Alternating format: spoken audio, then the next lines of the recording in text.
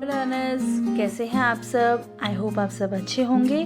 शिक्षा एक नया सवेरा में आपका स्वागत है। बच्चों, आज हम एक कविता पढ़ेंगे। कविता का शीर्षक है हे भूख मत मचल, हे मेरे जूही के फूल जैसे ईश्वर। यह आपकी पाठ्य पुस्तक आरोह काव्य खंड में संकलित है और इसकी रचयित्री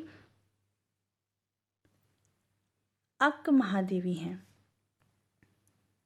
कवित्री अक्क महादेवी द्वारा रचित वचन में प्रभु शक्ति या प्रभु भक्ति में स्वयं को समर्पित करने की बात की गई है। प्रथम कविता या वचन में इंद्रियों में नियंत्रण का संदेश दिया गया है। यह उपदेशात्मक न होकर प्रेम भरा मनुहार है। दूसरा वचन एक भक्त का ईश्वर के प्रति पूर्ण समर्पण है। कवित्री ऐसी निष्प्रह स्थिति की कामना करती हैं जिससे उनका अहंकार पूरी तरह नष्ट हो जाए।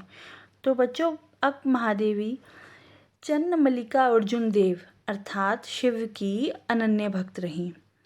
उन्होंने शैव आंदोलन जो इतिहास में हुआ था उनसे भी जुड़ी। तो इस आंदोलन में उन्होंने एक महत्वपूर्ण भूमिका निभाई। वह अपूर्व सुंदरी थी। तो राजा ने उनके समक्ष विवाह का प्रस्ताव भेजा। तो इन्होंने 3 शर्तें रखी। अब 3 शर्तें राजा के सामने रखी तो कहा कि विवाह के बाद राजा ने उन शर्तों का पालन नहीं किया तो उन्होंने उसी क्षण राज परिवार को छोड़ दिया। वह भारतीय नारी के इतिहास की एक विलक्षण घटना बन गई। मतलब उस समय उन्होंने ऐसा कार्य किया तो ऐसा तो होता नहीं था पुराने टाइम में, इसलिए उन्होंने विद्रोह चरित्र का यहाँ पर इनका प्रतीक पता चलता है। यहाँ पर 2 वचन दिए गए हैं जो आपके पाठ्यक्रम में यहाँ पर 2 वचन दिए गए हैं। दोनों वचनों का अंग्रेजी से अनुवाद किया गया है। किन्होंने किया? केदारनाथ सिंह ने। प्रथम वचन में इंद्रियों पर नियंत्रण का संदेश दिया गया है तो यह उपदेशनात्मक न होकर प्रेम भरा मनुहार है। और दूसरे वचन में एक भक्त का ईश्वर के प्रति समर्पण दिखाया गया है।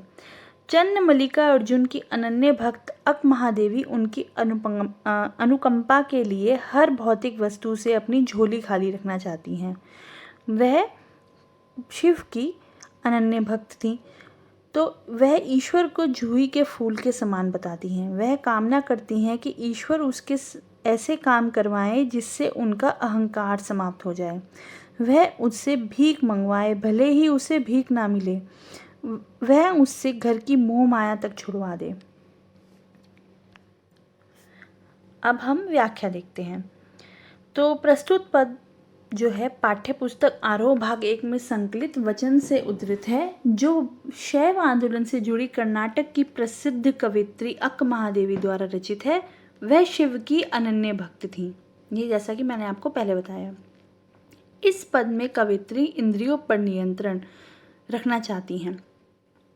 व्याख्या में बोलती हैं, हे भूख मत मचल, प्यास तड़प मत, हे नींद मत सता, क्रोध मचा मत उथल पुथल, है मोह पाश अपने ढील, लोभ मत ललचा, मद मत कर महा मदहोश, ईर्ष्य जला मत, ओ चराचर मत चूक अवसर, आई हूँ संदेश लेकर चन्नमल्लिका अर्जुन का। इसमें अक्क महादेवी इंद्रियों से आग्रह करती हैं, जो हमारी सेंसेस होती हैं। वह भूख से कहती हैं कि तू मचल कर मुझे मत सता। मतलब भूख इतनी है कि वह उन्हें परेशान कर रही है। सांसारिक प्यास को कहती हैं कि तू मन में और पाने की इच्छा मत जगा। हे नींद, जो भूख प्यास नींद जो मानव की जो इंद्रियां हैं वह मानव को सताती हैं, तो तू मानव को सताना छोड़ दे, क्योंकि नींद से उत्पन्न जो आलस के कारण वह प्रभु भक्ति को भूल जाता है। जो नींद से उत्पन्न जो आलस आता है वह प्रभु की भक्ति को भुला देता है। और जो क्रोध, हे क्रोध, तू उथल पुथल मत मचा, क्योंकि तेरे कारण मनुष्य का विवेक नष्ट हो जाता है। ये बात तो सत्य है कि क्रोध में मनुष्य अपना आपा खो देता है। उसको कुछ नहीं पता रहता कि वह गलत कर रहा है या सही कर रहा है। वह मोह को कहती हैं, वह अपने बंधन ढीले कर दे। तेरे कारण मनुष्य दूसरों का अहित करने की सोचता है। मतलब जो मोह होता है, लालच होता है, उसमें क्या करता है इंसान, दूसरों के लिए गलत सोचता है।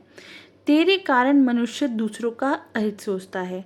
हे लोभ, तू मानव को ललचाना छोड़ दे। हे अहंकार, तू मनुष्य को अधिक पागल न बना। ईर्ष्या मनुष्य को जलाना छोड़ दे।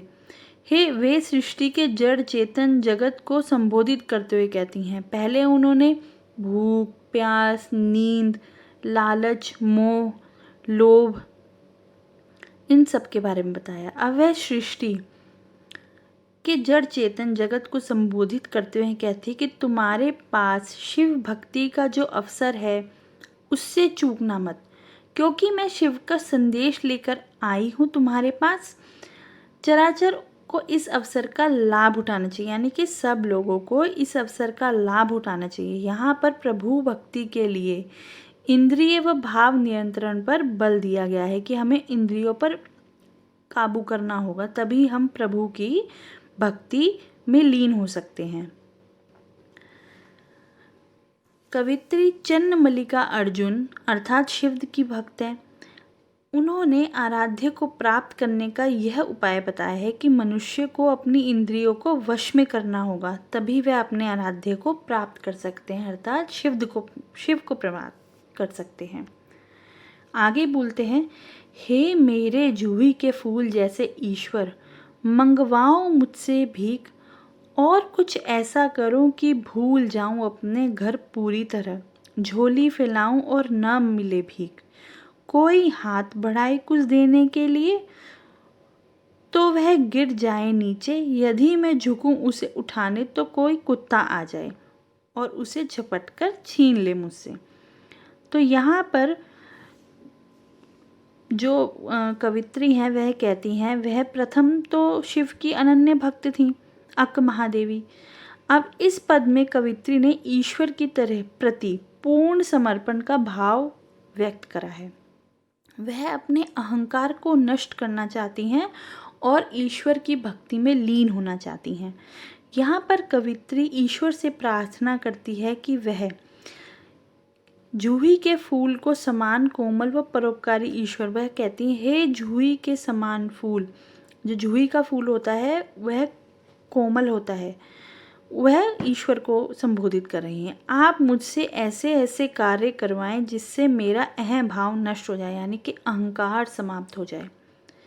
आप ऐसी परिस्थितियां, ऐसी स्थितियां उत्पन्न करें, सिचुएशंस पैदा करें जिससे मुझे भीख मांगनी पड़े, यानी बैठे बैठे खाने को ना मिले, मैं बाहर जाके दूसरों से भीख मांग कर खाऊं। मेरे पास कोई साधन ना रहे, मतलब सुख सुविधाएं और साधन ना रहे। आप कुछ ऐसा कीजिए कि मैं पारिवारिक मोह से भी दूर हो जाऊं। घर का मोह सांसारिक चक्र में उलझने का सबसे बड़ा कारण है। घर के भूलने पर ईश्वर का घर ही लक्ष्य बन जाता है।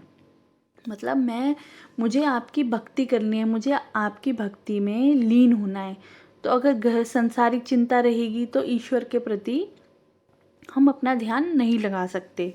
तो यहाँ पर भी वह यही कहती हैं। वह आगे कहती हैं, जब वह भीख मांगने के लिए झोली फैलाएं तो कोई उन्हें भीख ना दे। ईश्वर ऐसा कुछ करे कि भीख भी ना मिले। यदि कोई उसे कुछ देने के लिए हाथ बढ़ाए तो वह नीचे गिर जाए, इस प्रकार वह सहायता भी व्यर्थ हो जाए। उस गिरे हुए पदार्थ को उठाने के लिए झुके तो कोई कुत्ता उसे झपट कर छीन कर ले जाए। कवित्री यहाँ पर त्याग की पराकाष्ठा को प्राप्त करना चाहती हैं। वह मान अपमान के दायरे से बाहर निकलकर ईश्वर में विलीन होना चाहती हैं। तो यहाँ पर ईश्वर के प्रति समर्पण भाव को व्यक्त किया गया है। तो बच्चों, कवित्री आराध्य से प्रार्थना करती है, अपने आराध्य से, कि वह ऐसी परिस्थितियाँ उत्पन्न करे कि संसार से उसका जो लगाव है वो पूर्णतः समाप्त हो जाए।